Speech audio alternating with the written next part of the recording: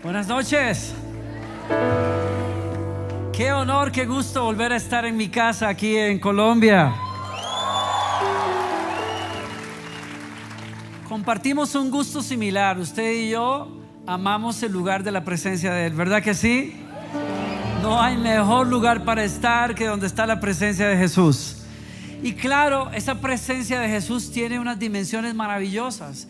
Está adentro de mí. Y eso quiere decir que donde quiera que yo voy, Él está.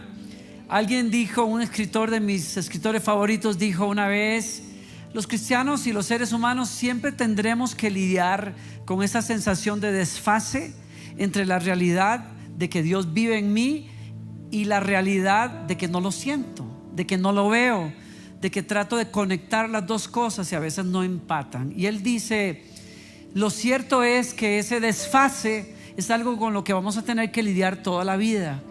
Pero la otra verdad es que cuando cerramos los ojos, donde un cristiano cierre sus ojos e invoca a Abba en cualquier lugar o circunstancia, en ese instante está presente en ese santuario eterno donde Él vive. Qué belleza, ¿no? Y entonces amamos esa presencia de Dios que vive en nosotros, pero amamos esa presencia de Dios que se manifiesta de una manera muy particular, muy única, cuando hay dos o tres que se reúnen en su nombre. Y eso quiere decir que yo puedo disfrutar a Dios cuando estoy a solas, pero que yo necesito a ese Dios que también se manifiesta cuando hay otros cristianos. Y entonces en ese lugar en donde Dios se manifiesta, lo hace porque hay un grupo que le adora y su presencia se mueve. Y en ese lugar, mientras yo lavo los pies de otros o me lavan mis pies mugrosos, descubro a Jesús, descubro la gracia de Jesús, descubro la misericordia de Él. Algunos de nosotros estamos diciéndole a Él: Señor, yo quiero sentirte más cerca, yo quiero sentirte más real. Y Él sigue enviándonos maneras de que lo sintamos. Hay gente pobre que toca la puerta de la casa y no leímos que era Él. Hay amigos que están en crisis en el trabajo y no leímos que es Él. Hay niños que están con hambre y no leímos que es Jesús, que nos está dando la oportunidad de que lo alimentemos. Hay amigos o personas que están en la cárcel que nunca fuimos a visitar. Jesús está ahí, está enviándonos oportunidades de que lo conozcamos, solo que no las estamos leyendo. Y por eso esa dimensión maravillosa, multiforme de la presencia de Dios, tenemos que aprender a descubrirla, a amarla, a abrazarla cuando tenemos hambre y sed de Él. Quiero que me acompañe con su Biblia a leer un pasaje que está en el Evangelio de San Mateo, el capítulo 11. Es Jesús, o más bien uno de los grandes héroes del Nuevo Testamento, y su relación misteriosa con Jesús. No misteriosa, yo diría que cautivante, quizás es mejor, con Jesús. Es un momento crítico en la vida de este hombre. Es el momento determinante de fe en la vida de este hombre. Todos nosotros hemos tenido momentos difíciles, momentos de prueba, pero hay una prueba de pruebas en la vida de nosotros. Este es el momento de él. De esta batalla se determina cómo él va a llegar a su carrera, a su destino. Si él responde bien, si él responde de la manera correcta, llegará. Si él tira la toalla, quizás haya dejado un buen ejemplo, pero quizás no llegue a donde tenía que llegar. Dice aquí: al oír Juan en la cárcel de las obras de Cristo, mandó por medio de sus discípulos a decirle: ¿eres tú el que ha de venir o esperaremos a otro? Claro está que estoy hablando de Juan el Bautista. ¿Y cuántos de ustedes saben que Juan el Bautista es pariente cercano de Jesús? No estamos hablando de cualquier persona, no estamos hablando de alguien que no conociera quién era Jesús. Él conoce de Jesús desde que nació. Es más, experimentó quién es Jesús antes de nacer de alguna forma. Es una persona que creció con Él porque es familia, pero aparte creció espiritualmente a través de Jesús. no estamos hablando de otra persona, estamos hablando de una persona cuya madre fue sanada por el poder de Dios porque era estéril. Elizabeth fue sanada y el ángel del Señor le anunció al padre de Juan mientras estaba ofreciendo incienso en una ocasión en el templo y le dijo: Dios se acordó de tus oraciones y tendrás un hijo, y este será grande. Su ministerio será grande porque él será el precursor del Mesías. Él será lleno del Espíritu Santo y vendrá en el poder de Elías. Y su ministerio será tan tremendo que hará volver el corazón de padres a hijos e hijos a los padres. Y vendrá antes del día grande del Señor. Una introducción mejor para una persona no puede haber. Y la Escritura nos dice a nosotros que Elizabeth queda embarazada en su vejez. Y María, ya embarazada de Jesús, viene a visitar a Elizabeth y cuando la saluda, Elizabeth es llena del Espíritu Santo y el niño Juan salta de alegría en el vientre. O sea que Juan el Bautista es uno de esos pocos seres humanos, si existe otro, que haya sido tocado profundamente por el Espíritu Santo aún antes de nacer. No estamos hablando de cualquier patas vueltas. Estamos hablando de un hombre que nace y es criado en una completa consagración a Dios. No podía tomar vino, no podía hacer ciertas cosas porque había sido seleccionado, ungido por Dios como precursor del Mesías. Y cuando este hombre sale de muchos años de preparación, tú te lo encuentras lleno del Espíritu Santo y confrontando a todo un país acerca de su frialdad espiritual y de su pecado. Y lo que sigue es sorprendente. Una nación que por 400 años no ha escuchado la voz de Dios, ahora escucha a un profeta que habla con un poder que estremece los corazones. Y las personas vienen a él, lo escuchan de todas partes del país y se meten a las aguas y confesando sus pecados en público son bautizados. Y esa fue la manera en que se cumplió la palabra que decía: este va a preparar el camino para su Señor. Y entonces vino el día grande, el día en que mientras él bautizaba a algunas personas, levantó la vista y vio a su primo que venía caminando hacia él. Bajó a las aguas y le dijo: bautízame. Y Juan dijo: yo no soy digno de bautizarte, ni siquiera de amarrarte las correas de tus sandalias, más bien tú deberías de bautizarme. Cierra la boca y bautízame. Es necesario esto. Y lo bautizó, y cuando se subió de las aguas, los cielos se abren, el Espíritu Santo desciende sobre Jesús como paloma, y entonces la voz del Padre que dice: este es mi Hijo amado, háganle caso, síganlo a él. Ese es Juan el Bautista. ¿Le quedará alguna duda a Juan de quién es este hombre? Por supuesto que no. Él por el Espíritu Santo lo sabe. Sabe quién es él. Pero está en un momento de prueba. El rey lo mandó a apresar por estar hablando cosas contra el mismo rey. Confrontó el pecado y la sinvergüenzada del rey, y el rey lo mandó a la cárcel.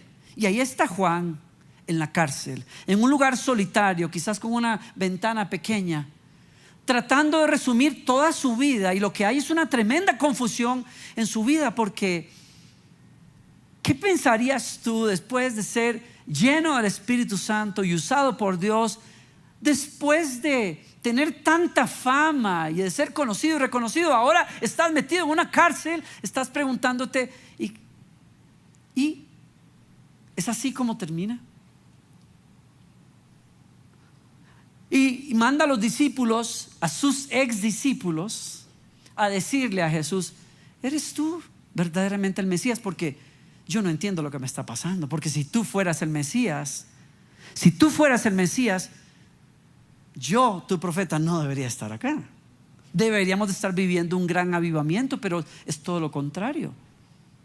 Estás hablando de una persona que cuando Jesús aparece, y quiero detenerme en este punto antes de ir a donde quiero. Jesús aparece y comienza a predicar, y la gente comienza a seguir a Jesús, al punto de que los discípulos y la gente que antes eran seguidores de Juan, ahora son seguidores de Jesús, dejan las cruzadas de Jesús y comienzan a ir a las cruzadas de Jesús, dejándolas de Juan. al punto de que la gente viene a preguntarle: ¿y qué? ¿No te preocupa, Juan? ¿No te preocupa? Quizás deberías de contratar un buen equipo de marketing para que te ayude tú sabes, a mejorar tu marca, ¿no? A posicionar mejor tu marca, porque hay otro que viene con una mejor. ¿No te ayudaría un poquito? Y él dice con esta certeza y esta claridad, ese es el tipo de hombre del que estamos hablando. Yo siempre les dije a ustedes que yo soy solo una voz esperando a la voz, que yo soy el amigo del novio que está embelleciendo a la novia hasta que él llega, y cuando él llega es necesario que él crezca y que yo mengüe. Ese es el tipo de persona. No es una persona que estaba enamorada de su ministerio, como quizás nos pasa muy a menudo en el siglo XXI. El Espíritu Santo nos toca, Dios nos unge y nos creemos la mamá de Tarzán, la última Coca-Cola en el desierto. Decimos: Dios tiene que apoyarme, las multitudes tienen que venir y admirar lo que Dios ha hecho en mí. Y ahí de Jesús, si se quiere meter en la plataforma donde la unción de Dios está operando en mí, porque yo soy el ungido. No, Juan lo tenía claro. Yo tengo que menguar, que él crezca. Qué cosa más tremenda. Pero ahora lo tengo en una cárcel, porque hay situaciones y situaciones. Hay pruebas que usted puede pasar con ciertas actitudes y oración y confesiones, pero hay momentos donde te toca tan adentro que todo tu mundo se sacude. Y ahí está Juan diciendo: ¿qué fue lo que hice? O sea, ¿qué fue lo que hice? Yo dediqué toda mi vida a prepararle el camino a esta persona que se robó el show ahora, y yo estoy metido en una cárcel y no hace nada por mí, ni siquiera me viene a visitar. ¿Será que no es? Es que yo puse todos los huevos en una sola canasta. Yo le dije a la gente: crean en él, síganlo a él, olvídense, ¿qué importo yo? Síganlo a él. Y ahora que pasó, yo estoy diciendo: ¿y qué va a pasar conmigo? Y si no es, y ¡pum!, la desilusión lo acabó. Quiero hablarle por unos segundos acerca de saber enfrentar la desilusión. Porque cuando la desilusión toca la puerta, cuando la desilusión espiritual te sacude, es quizás una de las pruebas más grandes que uno puede enfrentar en la vida y en su caminar de fe. Y por eso el hombre espiritual se encuentra ahora dudando y mandando a decir: díganle, pregúntenle si él es, porque la verdad es que yo ahora no sé nada. Lo que yo haya vivido hasta ahora no me sirve para nada. Y entonces la desilusión estaba carcomiendo. Yo noto varias cosas que hace la desilusión en la vida de un cristiano, en la vida de una persona. Número uno, nos desilusionamos cuando Dios no actúa como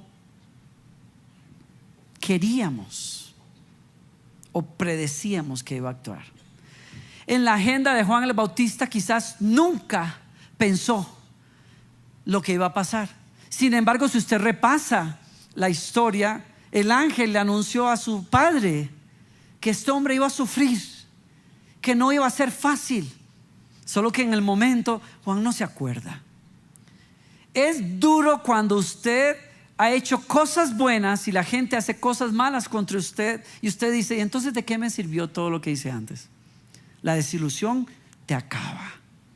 Es terrible cuando hay personas que usted miraba y admiraba y caen y cometen un mal ejemplo, te dan un mal ejemplo como líderes, y entonces uno dice: ¿y entonces yo para qué?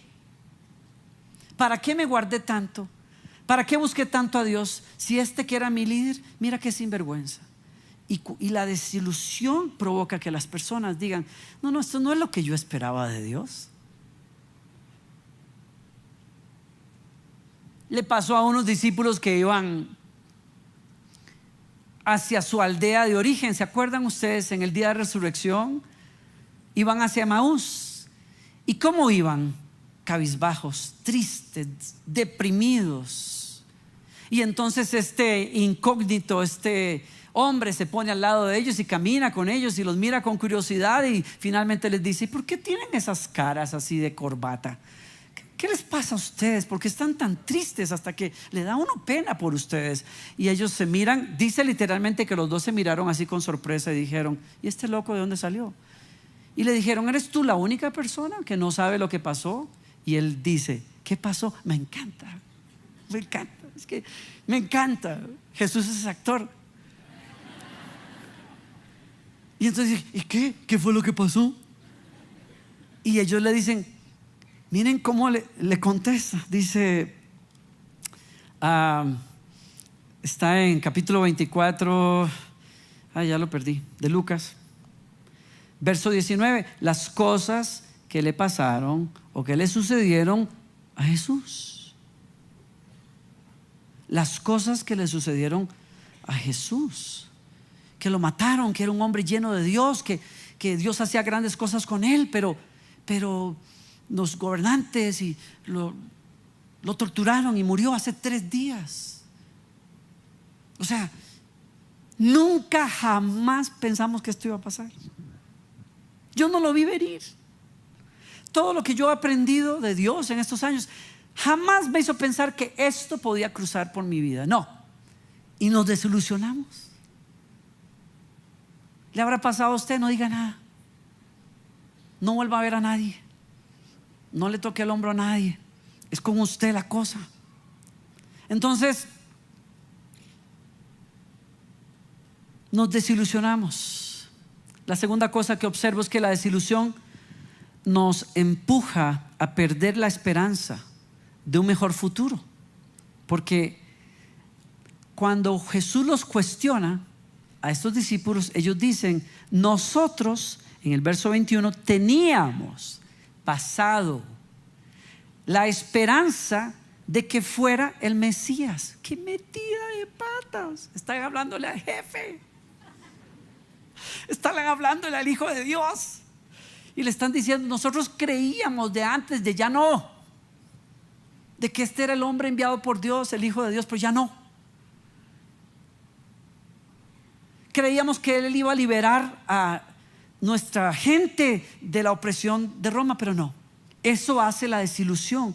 La desilusión provoca que el futuro que usted veía se borre, se nuble. Usted deje de esperar algo mejor. Usted deje de esperar que Dios se mueva, que usted llegue a un nuevo lugar, que usted conquiste. Porque cuando usted le da lugar a la desilusión le va a decir a usted: no, mi hijo, usted está soñando. No crea nada. Deje de pelear, deje de soñar. La vida no vale la pena. Esto va cada vez de mal en peor. Tercera cosa, la desilusión nos nubla la razón para percibir a Dios en medio de esta tragedia o en medio de esta situación. Fíjense, ellos le dijeron a Jesús, miren lo que pasa aquí está en el verso 22. Algunas mujeres de nuestro grupo de seguidores fueron a su tumba esta mañana temprano y regresaron con noticias increíbles que ellos no creyeron. O sea, en medio de la tristeza y todo, ellos van de regreso a Emaús. ¿Y qué hacen? Las mujeres que iban a ungir el cuerpo de Jesús se encuentran la piedra movida y ángeles que les dicen: ¿por qué buscan entre los muertos al que vive? Y ellas vuelven enloquecidas a decirle a los discípulos: dicen que está vivo. Y corre Pedro y corre Juan y encuentran los lienzos a un lado, la puerta movida, la piedra, y tal como los ángeles o las mujeres habían dicho. Pero ellos dicen: pero a él no lo vieron por ninguna parte. O sea, eso es cosa de mujeres. Es mucho estrés emocional. Eso es lo que pasa. Algunas de nuestras mujeres fueron y todo, increíble lo que dijeron, pero a nosotros, los hombres, los ecuánimes, tú sabes, los racionales, no tú sabes, las emociones que van y vienen. No, los hombres que tenemos que calcular, que tenemos que todo racionalizar, analizamos los elementos y llegamos a la conclusión de que las viejas están locas.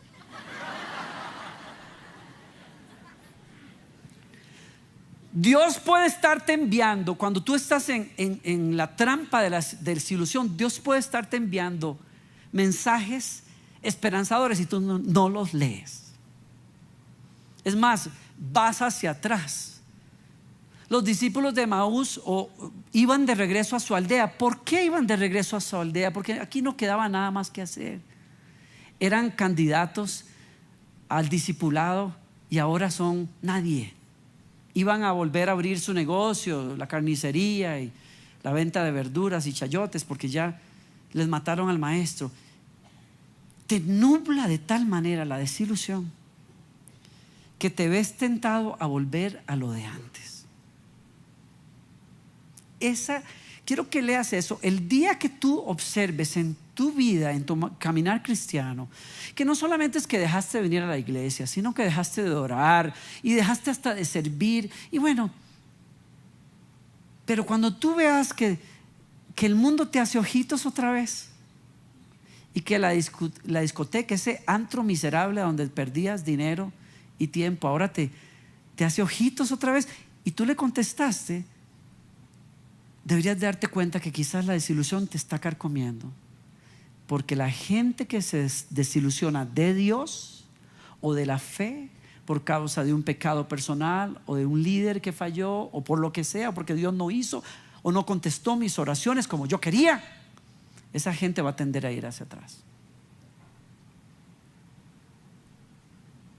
Y cuarto, la desilusión nos hace duros de corazón.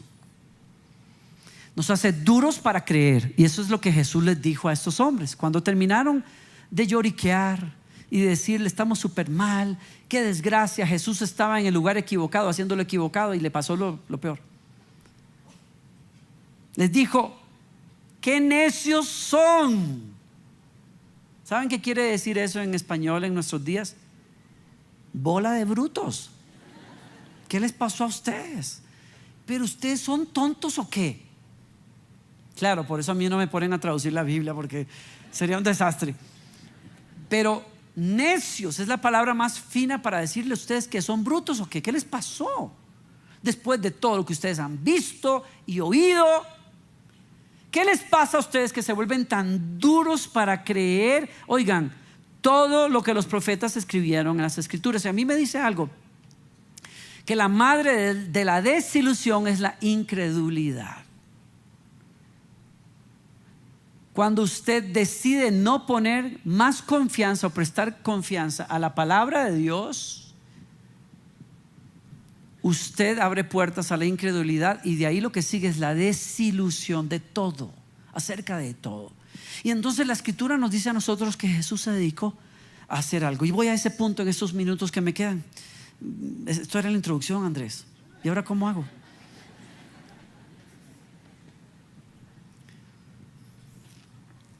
Jesús hace algo con ellos, y tome nota. ¿Qué nos enseña el Señor con esto? Número uno, reconoce que la incredulidad está presente en tu vida. Si estás pasando por desilusión, si algo de lo que he hablado te hace clic y tiene sentido, el punto de partida es escuchar a Jesús, que les dice, a mí me encanta esto: lentos para creer. En otras palabras, arrepiéntete de la incredulidad. ¿Por qué? Porque tienes suficientes pruebas para creer, pero no quieres creer. Cualquiera que sea cristiano y que revise el testimonio de todos los que estuvieron presentes en la resurrección, se van a dar cuenta que hay por lo menos 500 testigos, no viejos o viejas a los que alguien les contó, sino que estuvieron allí, que vieron a Jesús, lo tocaron, hablaron con él, escribieron sobre esto y le enseñaron a la gente de su época, y predicaron y luego dieron sus vidas. ¿Por qué? Porque nadie les podía negar que ellos habían estado con él cuando resucitó. A mí no me meten cuento. Yo lo vi morir en una cruz y luego habló conmigo y comió conmigo. Yo tengo pruebas.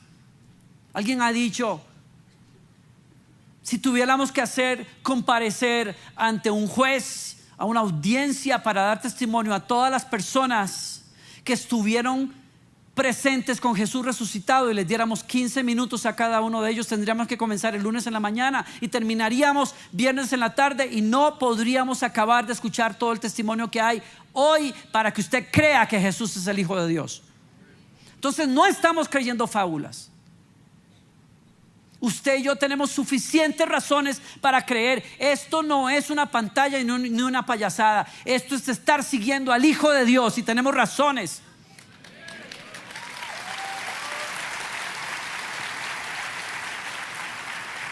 Pero nos volvemos duros. Y lo primero que tenemos que hacer es arrepentirnos de la dureza de corazón. 2, volvernos a las Escrituras. Porque Jesús, ¿qué hizo? Jesús dice, y comenzando por los profetas, por Moisés, se dice en el versículo, ya se me fue, no sé en cuál versículo. Versículo 27. Juan Muñoz, agarra esa parte, se me olvidó. Importante, tomes nota de eso, ¿ok? No se te puede ir la próxima vez. Dale. Lucas 24, 27. Entonces Jesús los guió por los escritos. Hay un deseo, una pasión en el corazón de Dios porque abra las Escrituras y descubras el plan de Dios. ¿Quién es Jesucristo? ¿Qué Dios quiere de tu vida? Y dejes al Espíritu Santo leer dónde estás y te diga a dónde te quiere llevar. Estoy diciendo una cosa, lee por favor, edúcate, estudia, claro, y lee no solamente literatura cristiana, por favor, lee otras cosas. Pero lo que te estoy diciendo acá es, no hay otro libro que cuando sea abierto con fe pueda revolucionar el corazón del ser humano y encenderlo otra vez para Dios como la Biblia. No existe otro libro. Punto, no hay otro. Con razón, si usted lee el verso 32 del mismo capítulo, dice: entonces ellos se dijeron el uno al otro, ¿no ardía nuestro corazón cuando nos hablaba en el camino y nos explicaba las Escrituras? Es que si le tuviéramos atención a la Biblia lo suficiente, nos daríamos cuenta que está llena, clara en un plan que Dios tiene, que está en proceso, y que aunque el mundo sea sacudido, pasen cosas y haya guerras y lo que fuera, Él dice, hay un plan y al final el Señor va a triunfar y su pueblo va a gobernar con Él por los siglos de los siglos. Hay un plan. Está escrito en la palabra y nos dice que Él nos va a llevar de gloria en gloria, de victoria en victoria. Está en la palabra, hay promesas que no puedes olvidar. Tercero, para salir de la desilusión necesitamos reconocer que Dios nos está buscando. Eso es lo que me encanta. Dios nos está buscando. Sí, aun cuando estás dudando, cuando te pusiste así de majadero, de necio, de duro, de terco, de cabezón, aunque tienes esa cara así de larga con la que estás barriendo las calles de tanta tristeza que llevas, a Jesús no lo asustan tus estados de ánimo. A Jesús no lo espantan tus dudas y tus preguntas. Algunas de ellas, wow, qué preguntas. A Él no lo asustan esas preguntas. A Él no le asustan esas dudas. Ahí te lo vas a encontrar caminando con los discípulos que iban a Emaús. Iban hacia el pasado, pero Él dijo, no, yo no los voy a dejar que se me vayan así nomás. ¿Y qué están hablando ustedes? Cuéntenme, desembuchen. A ver, saquen, no importa, pregunten, digan, sí, está bien, díganme que creían que yo era no sé qué y ahora no creen nada de mí, no importa, les voy a dar un buen Costco y después los voy a restaurar. Costco es esto en Costa Rica, Coscorrón, de esos que saben rico así, que queda calientico así como por 15 minutos. No importa, te doy un Costco, pero después te voy a restaurar. Porque Jesús nos está buscando en nuestra desilusión, en nuestra duda, en nuestro pecado. Ahí nos va a estar llamando y nos va a estar buscando, y reconócelo, porque esa es la gracia que nos compra para Dios. 4, te he dicho que recuperar la esperanza requiere que reconozcamos la incredulidad. 2, que nos volvamos a la palabra. 3, que reconozcamos la gracia de Dios. 4, que recuperes la esperanza. Recupera la esperanza. Volviendo a la historia de Juan el Bautista, Jesús escuchó a los discípulos de Juan decirle: Juan te manda a decir, ¿eres tú el Mesías? Y Jesús, sabiendo que está en la cárcel, le manda a decir: regresen a Juan y cuéntenle todo lo que han oído y visto. Los ciegos ven, los cojos caminan bien, los leprosos son curados, los sordos oyen, los muertos resucitan y a los pobres se les predica la buena noticia. ¿Y saben qué me está diciendo Dios a mí? Levanta la cabeza. Puede ser que tú seas el único que está en una cárcel hoy, pero el reino de Dios sigue caminando. Puede ser que tú estés al final de tus días. Yo no, yo apenas comienzo. Puede ser que tú estés diciendo: ¿a dónde condujo todo esto, Señor? Yo serví tantos años, yo oré tantos años, estoy terminando así, olvidado, solo. Pero Jesús te dice: levanta la cabeza, recupera la esperanza. Tú eres parte de un plan más grande. Fue como si Jesús le dijera a Juan: Juan, gracias por todo lo que has hecho.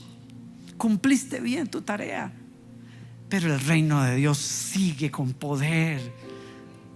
Tú preparaste bien el camino, pero esto no se acaba aquí. Y esa es la esperanza que tenemos los cristianos.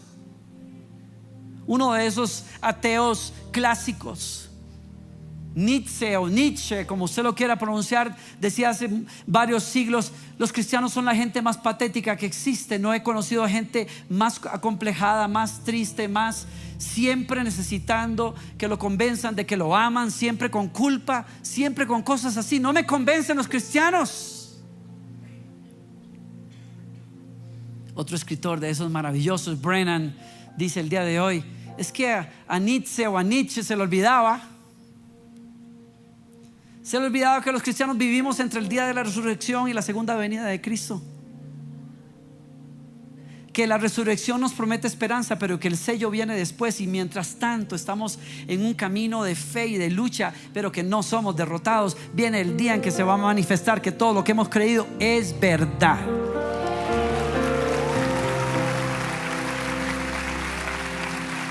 Y por lo tanto, tú necesitas levantar la esperanza en tu vida, porque la esperanza no es algo que yo te impongo, es algo que tú decides abrazar cuando ves más allá de tu situación y dices: espérate, no todo se acaba aquí.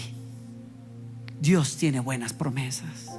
Dios va a continuar su obra en Colombia. Dios va a continuar su obra en mi familia. Y yo tengo esperanza. Bendigo a Dios esa mañana en que tal vez les he contado a ustedes que su servidor luchaba con la pornografía hace muchos años, y tirado en el piso el enemigo me decía al oído: date por vencido, tú no vales la pena, tú no eres suficientemente bueno para el ministerio. Y yo decía: sí, voy a comenzar a hacer planes, voy a arreglarlo todo, voy a abandonar esto. Y cuando volteé un cuadro que alguien me había regalado, encontré las palabras del Señor en Jeremías que decían: yo sé bien los planes que tengo acerca de ti, son pensamientos de bien y no de mal, para darte un futuro y una esperanza. Y la presencia de Dios cayó en ese cuarto. Y mientras me llenaba el Espíritu Santo, el Señor me decía: nunca se te olvide que para un hijo de Dios siempre hay esperanza. Siempre hay esperanza.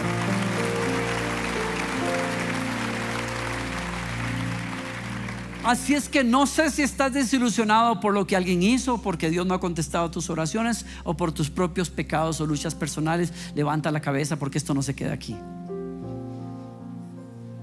Dios tiene un futuro mejor.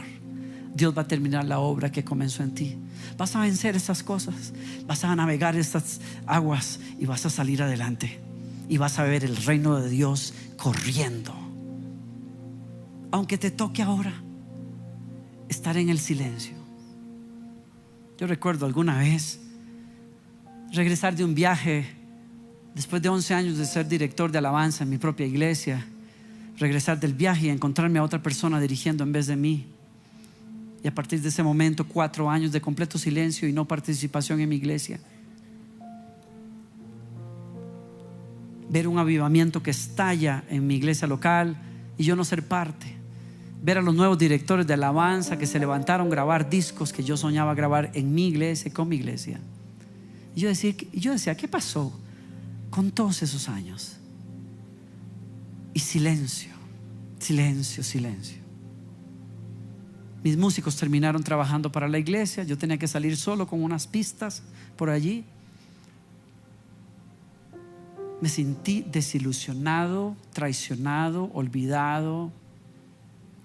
No tenía la capacidad de reconocer que era Dios en operación. Claro, al final lo reconocí.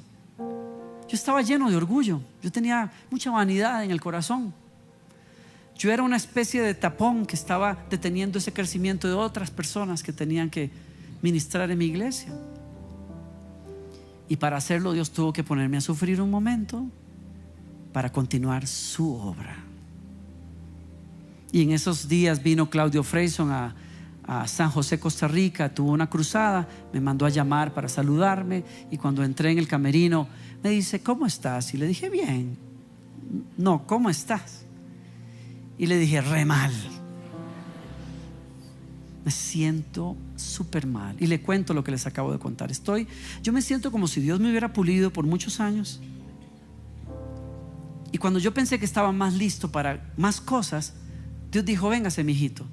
Me sacó de allí, del pedestal, de la plataforma, de la exposición, de la influencia, y me metió en un armario y lo puso bajo llave. Y a partir de ahí, silencio, y he visto desfilar delante mío todas esas vasijas que eran más pequeñas que yo y que Dios ahora está usando.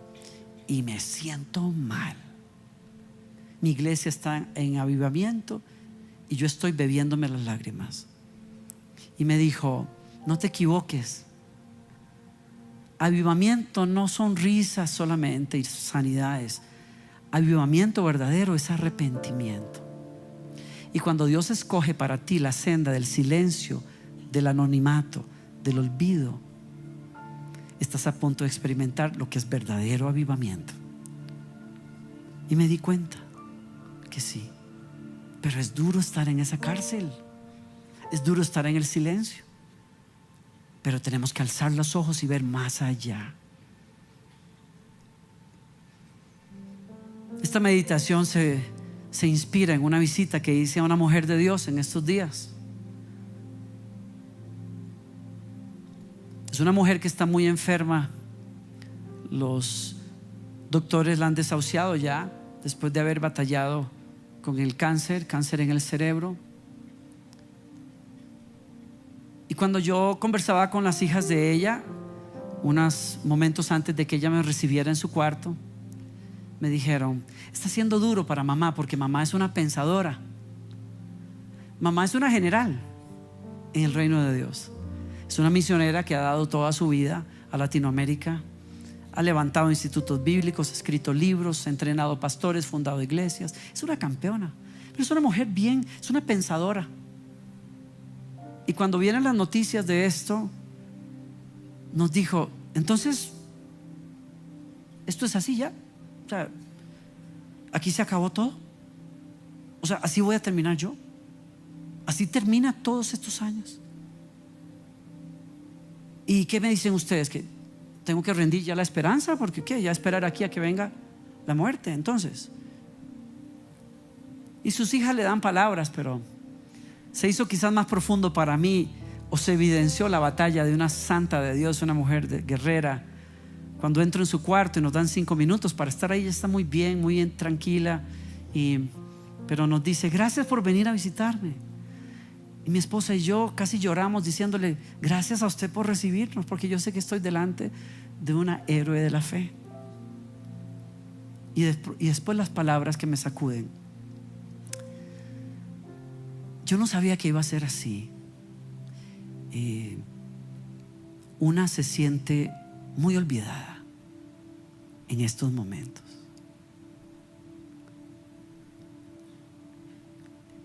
Y uno recorre rápido la vida y se da cuenta que hay gente que pelea duro, que da la vida, que sirve a los demás.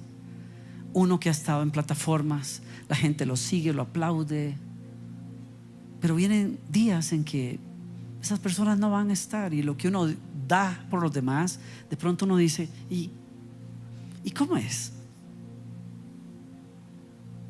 Ahí está esa santa de Dios batallando como Juan en la celda, en ese interín entre la gloria de años pasados y una gloria mayor que ella no puede ver ahora, pero a quien el Espíritu Santo invita: mira, para un cristiano las cosas no se acaban aquí.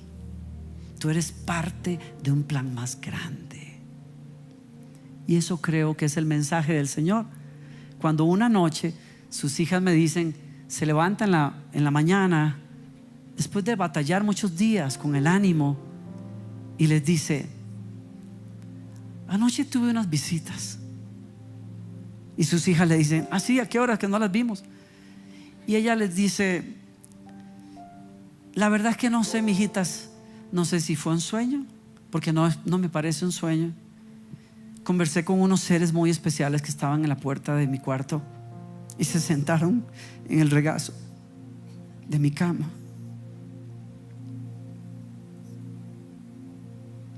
Y me decían: vinimos aquí por ti y por ellos. Estamos cuidándote a ti y estamos cuidando a los tuyos. Y me dicen ellas: hoy amaneció ella radiante, como que algo le ha dicho: viste, las cosas no se terminan en una cárcel de olvido, hay una gloria mayor que te espera. Y por eso Jesús le dijo a Juan: Dios bendice a los que no se apartan por causa de mí. Esas fueron las últimas palabras de su primo antes de morir degollado, pero alcanzó su premio, y usted y yo tenemos que alcanzarlo también. Amén. Así es que yo sé que usted recibe esta palabra. Le quiero pedir que ponga sus cosas a un lado, que cierre sus ojos y me acompañe en un momento de oración, de reflexión.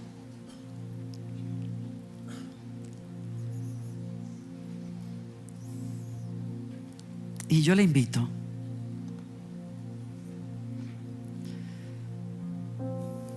¿será que Dios lo trajo a usted aquí hoy para salir de la desilusión? ¿Quiere enfrentarla con esperanza? ¿Quiere enfrentarla recordando promesas de Dios? Si usted es uno de ellos, yo le quiero pedir que donde esté se ponga de pie. Si usted es uno que dice: yo necesito sacar esto, alce las manos donde usted esté y reciba la ayuda del Señor. Dígale: Señor, yo no me avergüenzo de ti, yo no me aparto, yo no quiero hacerlo y yo decido no hacerlo, y yo decido volverme a ti, a tu voz, a tu palabra. Tú sabes qué es lo que me ha desilusionado. Hay cosas que no han salido como yo quería, como yo esperaba, como yo soñaba, pero no me importa. Yo sé a quién estoy sirviendo, a uno que se llama fiel y verdadero. Cualquiera podrá mentirme, tú no. Cualquiera podrá fallarme, tú no, Señor. Y yo confío y me deposito en tu plan, que es más grande. Ayúdame a abrazar esta estación de mi vida, este momento de mi vida, con fe y con esperanza. Y yo oro en el nombre de Jesús que se levante la esperanza en el corazón de cada uno. Vamos a ir a lugares mejores, vamos a vencer estas cosas, vamos a ser valientes. Dios va a estar con nosotros. Estos capítulos se van a cerrar en victoria. Vamos a ver el reino de Dios avanzar en mi casa, en mi matrimonio, en mi vida, en mi familia. Lo voy a ver, lo voy a creer. Hoy recupero la fe, abrazo la esperanza. Me dejo llenar por ti, Señor, en el nombre de Jesús. Y hoy levanto un altar donde te digo a ti, Señor, tengo fe y esperanza y desilusión afuera en el nombre de Jesús. A mí no me importa quién haya dado un mal ejemplo, quién se olvidó de mí, quién no vino, quién no dio las gracias. No me importa, yo me levanto para decir: Dios es fiel, tengo corona en Él, tengo victoria en Él. Y dele gracias donde usted esté.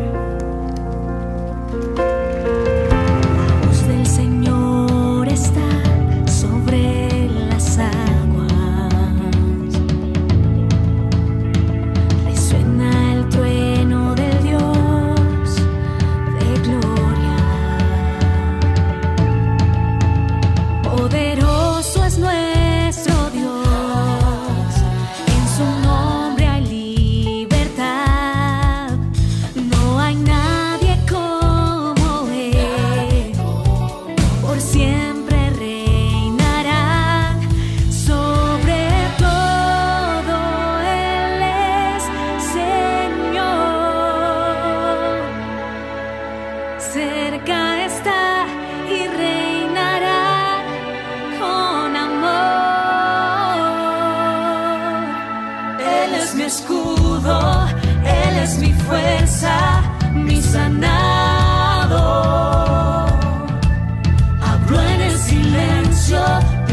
estos huesos me rescato.